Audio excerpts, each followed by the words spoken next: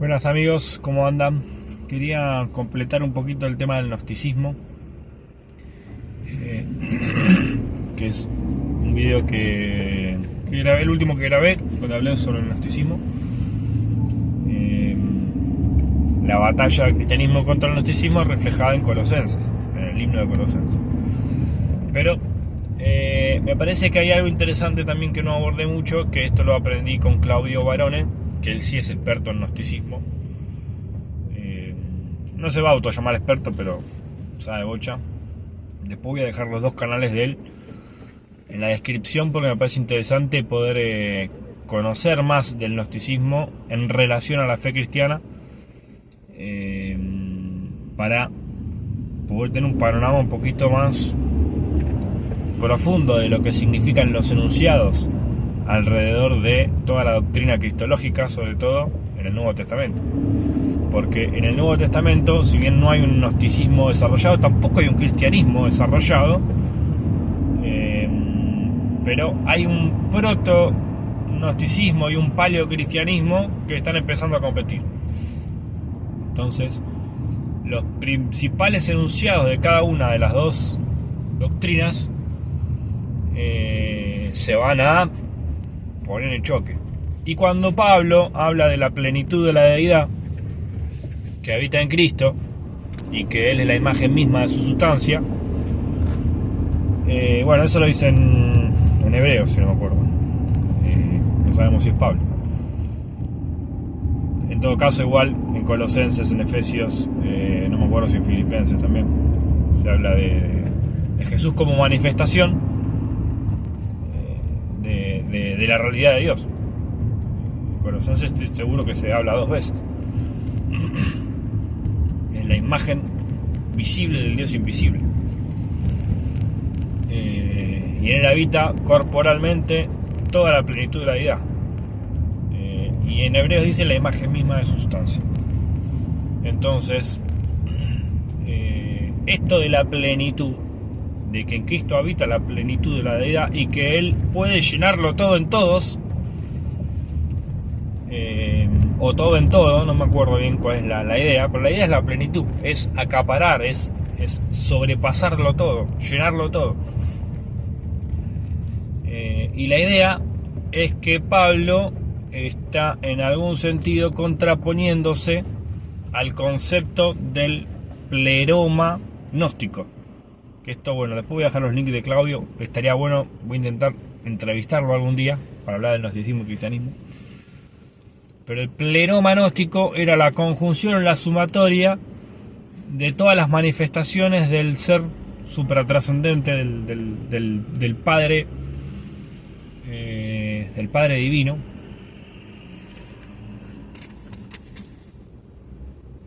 que emanó diferentes eones que surgen de sus principios. Por ejemplo, el Logos es un eón, Sofía es un eón, y hay unos cuantos más, pero cada uno de estos es un correlato de algún principio o un atributo divino. Por lo tanto, el Logos o la sabiduría, en todo caso Sofía, no son la plenitud de la deidad, sino que son una porción de la deidad, una porción, una manifestación de una porción de la deidad.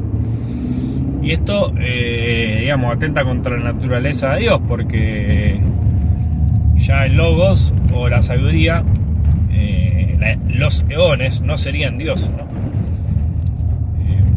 O por lo menos no son sustancialmente la imagen del Padre Eterno.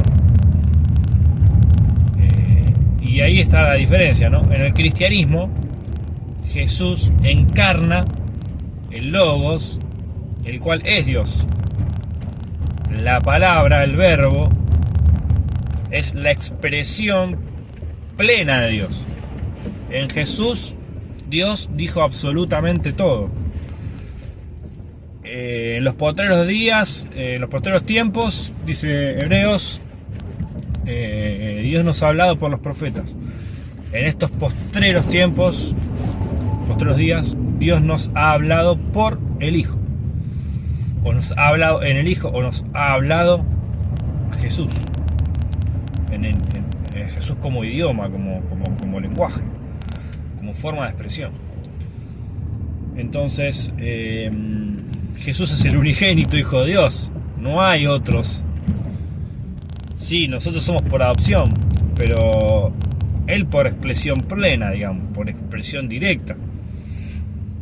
Es consustancial con el Padre. Es el Padre hipostasiado. No sé si está correctamente dicho eso, pero alude a que la sustancia propia del Padre, que está en el Hijo y en el Espíritu, está en Jesús. Entonces, el gnosticismo va a decir que este Teón, Sofía, sabiduría,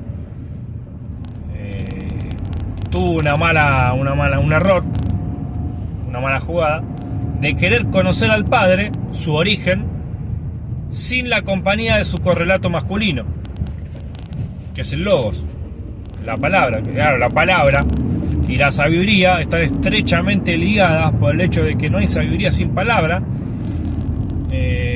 y no hay manera de expresar la sabiduría sin la palabra. Entonces, la sabiduría sin la palabra está muerta. No se puede, no puede ser.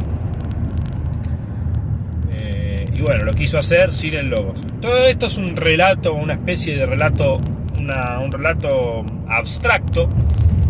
Es interesante como lo piensan los gnósticos, porque evidentemente hay una abstracción de parte de ellos, una creatividad interesante, porque tratan de reflejar principios de la realidad en un relato abstracto que lo contenga y que lo mantenga, y que lo denote, digamos, para conservar su conocimiento. Y es interesante porque en algún sentido es la lógica de los mitos. La lógica de los mitos es esa misma, simplemente que en los mitos, sobre todo antiguos, no hay tanta abstracción como en el gnosticismo. Bueno, hay otras facetas del gnosticismo que serían interesantes analizar en relación al relato, digamos, de cuál es la realidad que trasciende este mundo.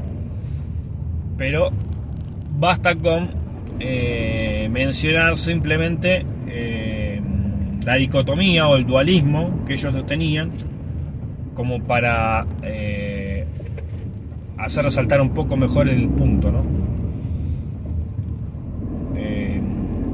Ellos pensaban que el mundo era malo, que la materia era mala, que los deseos carnales del cuerpo eran malos, bueno, que toda esta realidad que vemos era inferior a la realidad espiritual, y la realidad espiritual era muy superior a esta realidad. Por lo tanto, eran como muy ascéticos, ¿no? Cuando dice prohibirán casarse y todo eso, prohibirán ciertas comidas, etc. Algunas sectas gnósticas parece que eran muy legalistas con esto.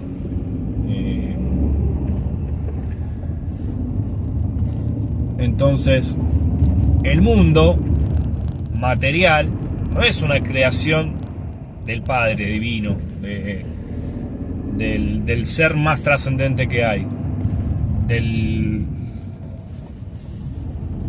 creador en términos del cristianismo, sino que es creación de un ser inferior al cual se le llama demiurgo, que es producto del error que comete Sofía de querer conocer al Padre sin la ayuda de su correlato masculino. Entonces el mundo en el gnosticismo es un error, básicamente. La existencia nuestra es un error. Por lo tanto, me parece que ese principio o esa idea, aunque está secuencialmente atrasada respecto del ser de todas las cosas, porque está en un segundo o tercer escalafón, primero está el Padre, después están los eones, después está el error de Sofía, después está la emergencia, ¿cómo se llama? La aparición de este demiurgo, y a partir de la aparición de este demiurgo está la creación del mundo material. Entonces es como que en la secuencialidad del mundo es una cosa muy secundaria en el relato gnóstico. Entonces se denota cuál es la importancia que tiene la creación para el gnosticismo, y siendo que Dios lo primero que crea en el cristianismo es el mundo, está Él y después está el mundo, la creación, el intermediario para la creación es la palabra, que es sí mismo. Bueno, el mundo cobra una importancia relevante, porque el mundo es para que exista el hombre, y el hombre es para que se manifieste Cristo, el fin de toda la revelación, es decir, el eje de la revelación, de la creación entendida como revelación. La intención de Dios en el cristianismo es comunicar su propio amor a las demás criaturas, compartir y proliferar su amor fuera de sí, no ensimismado en su propio amor, externalizarlo. Y externalizar ese amor es comunicar a Jesús, es comunicar su amor en una persona. Y todas las cosas que Él crea en algún punto participan de su naturaleza por el mero hecho de que existen primariamente, porque así como Dios existe, así existen las cosas, porque Él las trae a la existencia. Pero lo que más participa en la naturaleza de Dios es el hombre, cuando ama, cuando es justo y cuando es santo. En ese sentido, y Dios creó al hombre para que sea imagen de sí, estatus del cual cayó por el relato de la creación, de la caída. Bueno, de esa manera, en Jesús se encuentra la plenitud de Dios, la plenitud de la comunicación divina, la instancia máxima en la que Dios se comunica a sí mismo, y el fin de la comunicación de Dios. Esto no quiere decir que Dios no se comunique más, no, sino que toda la comunicación, la creación, todo lo que Dios hace, lo hace para expresar a Cristo en el mundo, para traerlo a la existencia y hablar por medio de Él. Entonces, esa es la gran diferencia en el gnosticismo y en el cristianismo. Jesús no es la plenitud de la deidad, es una manifestación de un principio divino, un atributo de Dios que es la palabra, la comunicación. En cambio, en el cristianismo, Jesús es la sabiduría de Dios, Jesús es el poder de Dios, Jesús es el amor de Dios, Jesús es la justicia de Dios, Jesús es todo el cristianismo. El que me ha visto a mí ha visto al Padre, dice Jesús. Entonces, no hay necesidad de querer conocer algo más arriba de Cristo, porque el Padre está en Jesús, el Espíritu Santo está en Jesús. En Jesús está todo, es la comunicación plena y propia de Dios, así que no hay Dios por encima de Él. Y por lo tanto, el gnosticismo rebaja la posición de Cristo respecto a esa realidad. Y esa es la gran diferencia entre el cristianismo y el gnosticismo. La plenitud de la deidad que habita en Jesús no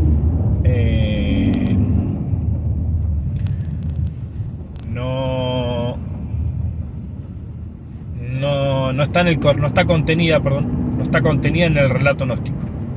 Y eso es fundamental para poner a Jesús como eje de la revelación de Dios.